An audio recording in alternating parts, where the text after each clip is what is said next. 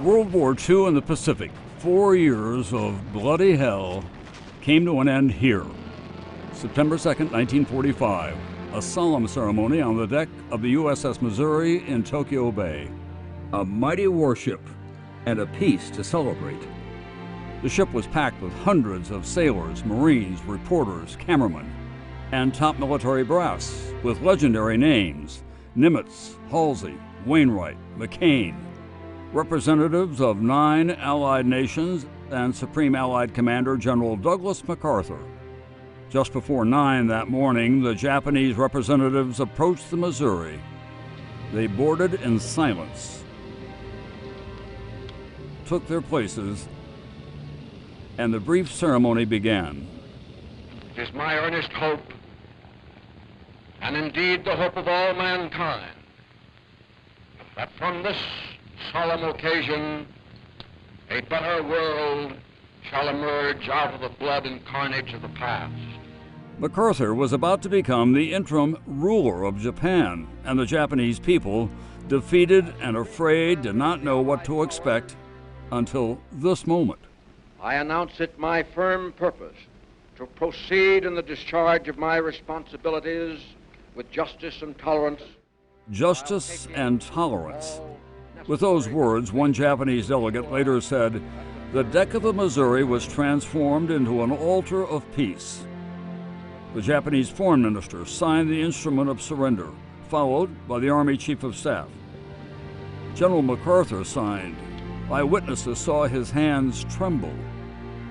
The Allied nations signed as well, bearing witness to the end of the worst war in human history. World War II finally was over. Let us pray that peace be now restored to the world, and that God will preserve it always.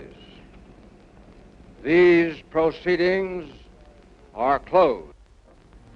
At that moment, as if on cue, the sun came out, and as the Japanese departed, a stunning aerial display. More than 2,000 Allied aircraft flew in formation over the Missouri. In Washington, President Harry Truman marked the moment. The thoughts and hopes of all America, indeed of all the civilized world, are centered tonight on the battleship Missouri. It was no accident that the surrender took place aboard the Missouri. The ship was named for Truman's home state. The previous year, then Senator Truman watched his daughter christen the Missouri as it was launched into New York Harbor. Just weeks after the surrender, the ship was back in New York, welcomed by thousands, including President Truman. He visited the spot where the war had ended. He sat at the surrender table to sign the guest book and described it as the happiest day of his life.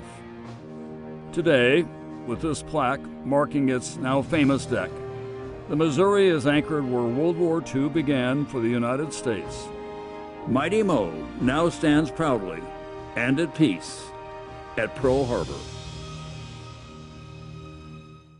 Hey, NBC News fans, thanks for checking out our YouTube channel. Subscribe by clicking on that button down here, and click on any of the videos over here to watch the latest interviews, show highlights, and digital exclusives. Thanks for watching.